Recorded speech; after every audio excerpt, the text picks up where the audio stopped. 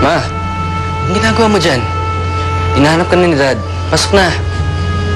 Yes. Tara.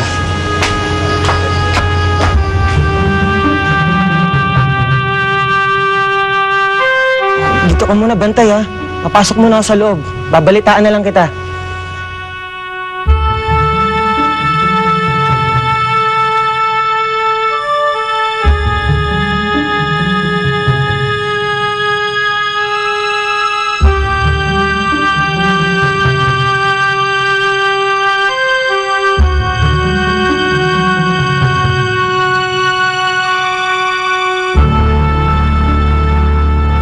Babawiin din namin ang bahay namin.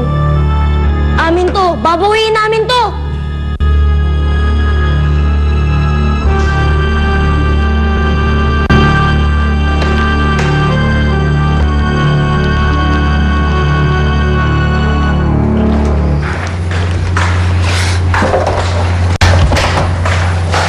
Hoy, Artie! Napansin mo ba si Junix? Hindi. Naidrip lang ako dun sa loob eh. Akala ko kasama yun sa paglalaro.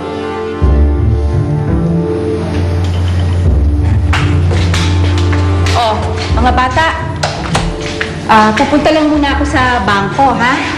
Dito lang muna kayo, pero yung biniling ko sa inyo, ha? Mag-iingat kayo.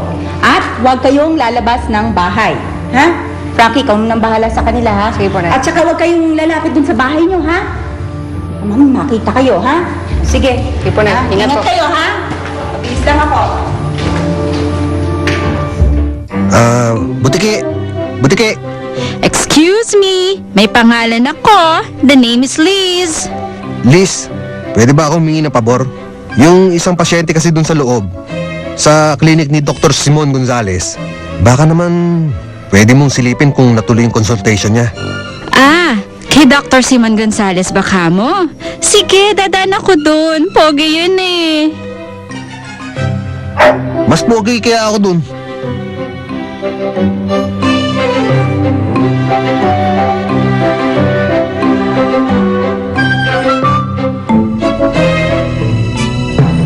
May isa lang alam kong paraan para matigil na ang mga nakikita mo. Yan ay walang iba kundi para isarado natin ang third eye mo. Willing ka bang gawin to? Opo. Hindi ko na po kasi kaya.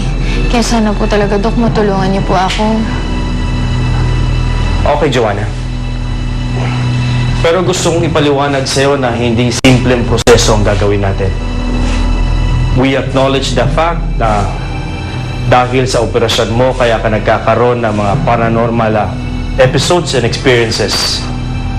I personally don't think na ito ay dahil sa pinanggalingan ng iyong mga mata. Perhaps sa iyong mga personal experience sa buhay, sa iyong pinanggalingan, you wanted so much to see. Kaya siguro ang maging hindi dapat mabuksan ngayon,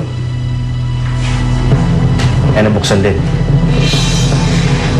Dok, kaya nga po ako sumama kay Calvin na pumunta dito. Talagang masara yung third eye ko. Okay. Please stay down.